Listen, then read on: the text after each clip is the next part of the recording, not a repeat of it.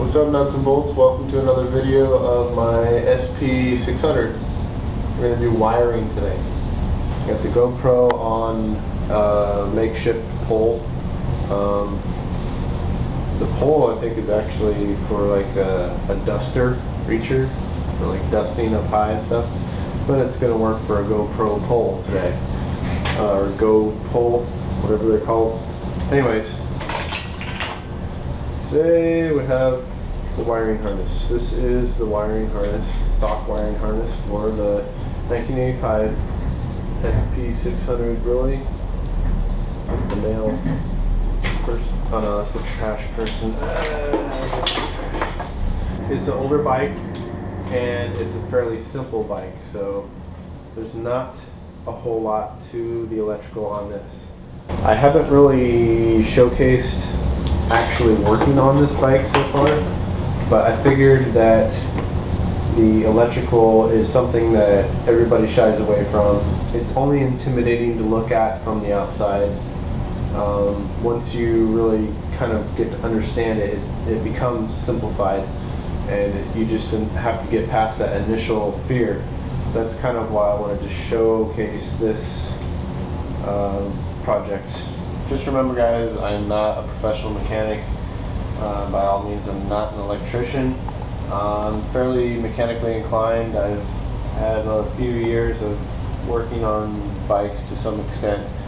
So if at any time you see something I'm doing completely wrong, be sure to let me know. This is just showing the way that I'm working on this project. This wiring harness isn't the greatest.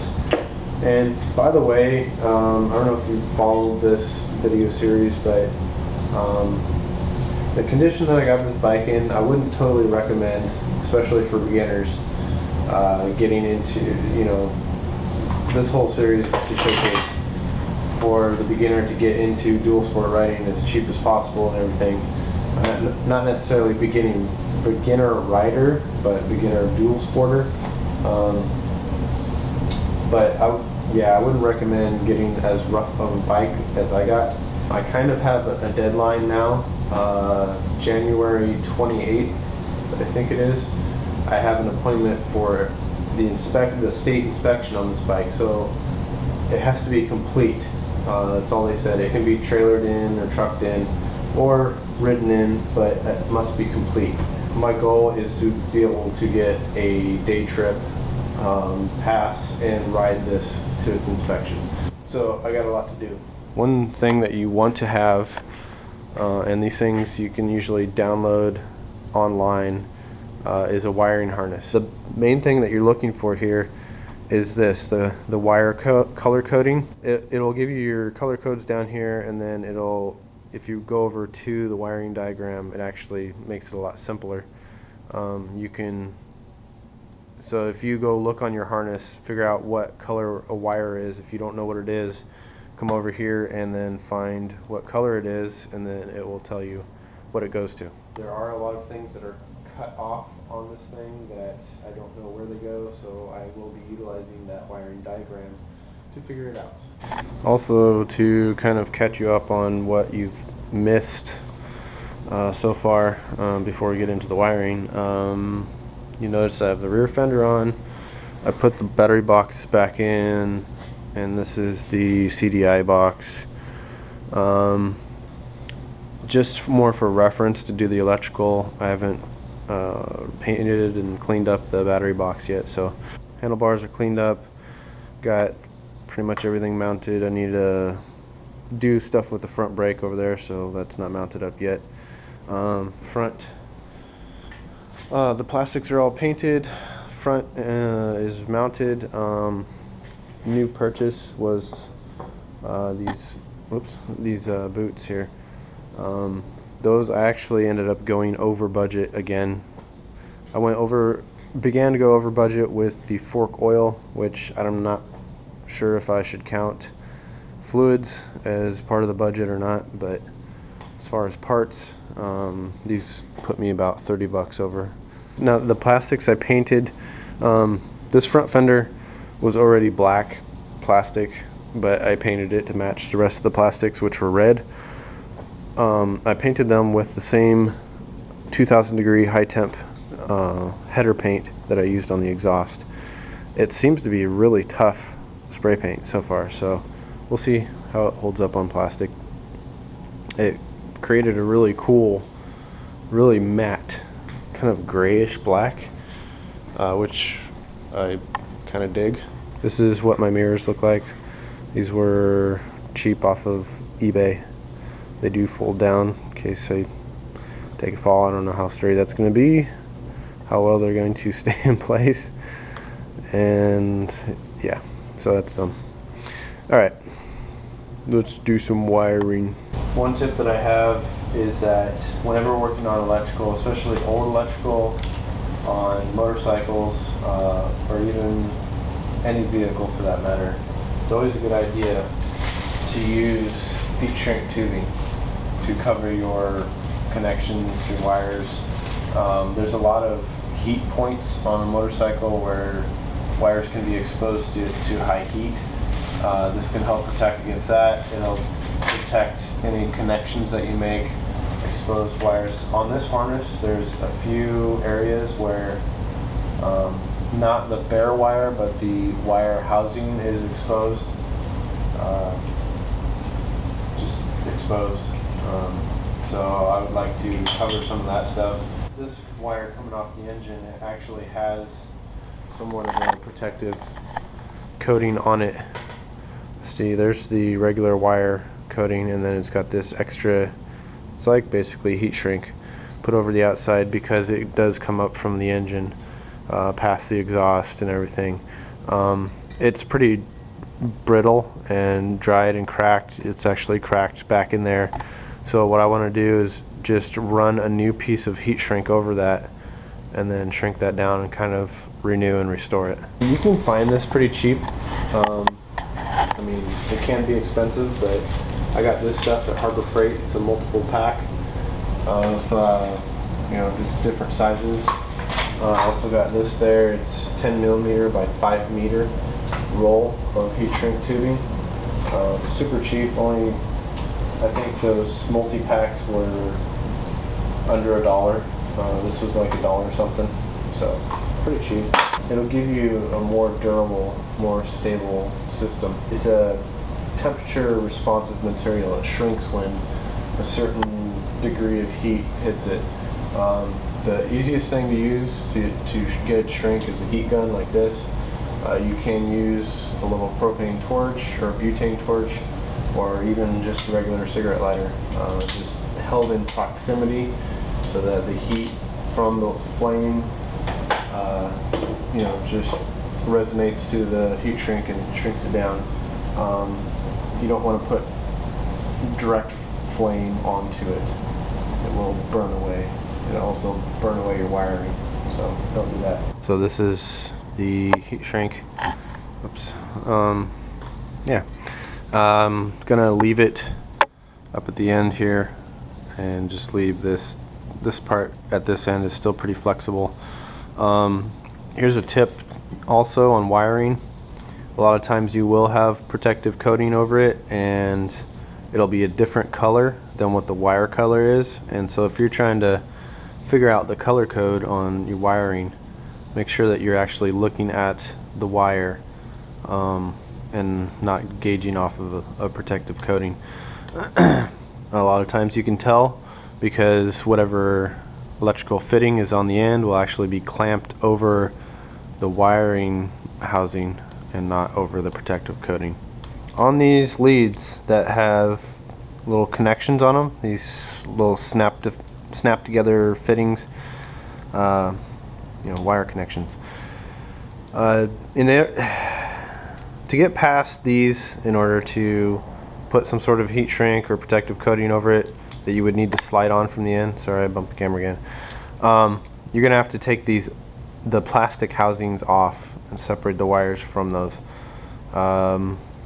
These things, you're a little bit more helpless.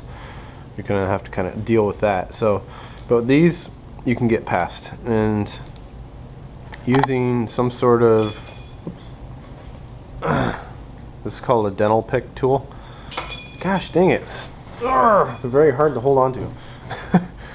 It's got very fine points on it. You can get these in all kinds of different little hook configurations, but they're really handy for getting into little places and freeing things up. And the reason I mention that is because on these clips there's going to be little releases inside that you need to get to in order to get the plastic housing off and let the wire slip out the back.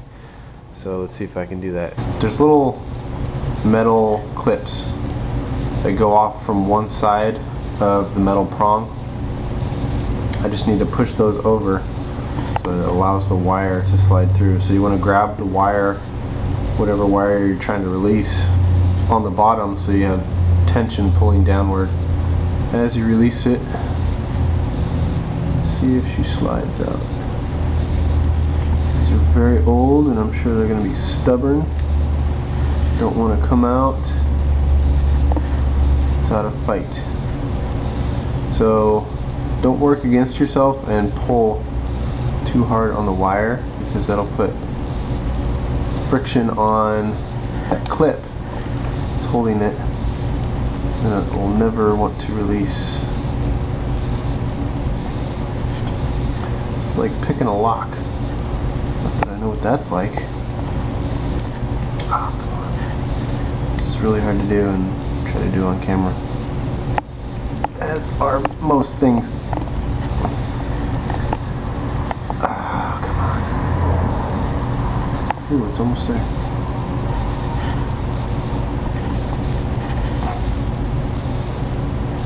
Come on, baby. Yes. And then out she comes. So you can kind of see a little bit better that little clip prong. It's right in the middle there. That's what you have to push out of the way. Careful not to screw those up, bend them up too much. They need to go back in. And the other difficult thing is remember what hole which wire came out of, if that makes sense. Anyways, alright, I'm going to keep going with this. Pulled these plugs off, recoated the wire. There's one that I could not get I can't get these out of this plug unless I pull the wires out this way. And I discovered a problem with these wires. They were cracked and falling apart. So in order to get a separate heat shrink on these, I just went ahead and cut them, and then I'm going to repair the wires down here. Now this actually allows me to fix an issue as well as get the heat shrink on here. And this was part of that harness right here, bundle, but now it's going to have its own protective cover. When you're making a connection, repairing wires or something of that sort like this, it's always best to solder the connection. It's going to be way more conductive, a lot stronger, and whenever you solder the connection, you always want to put heat shrink over it as well.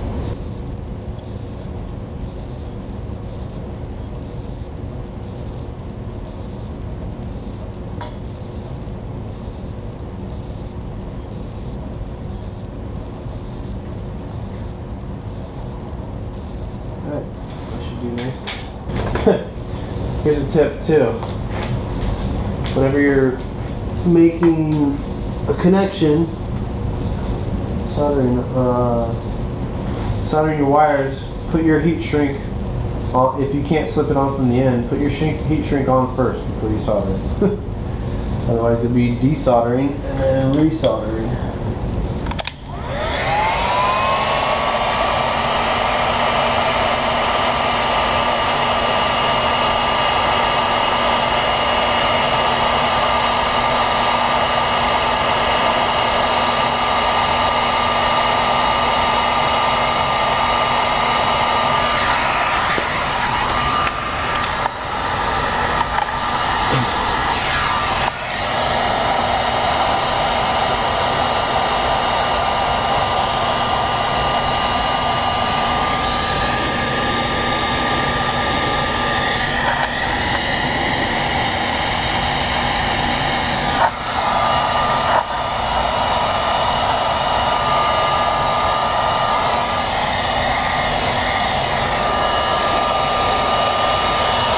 Okie dokie.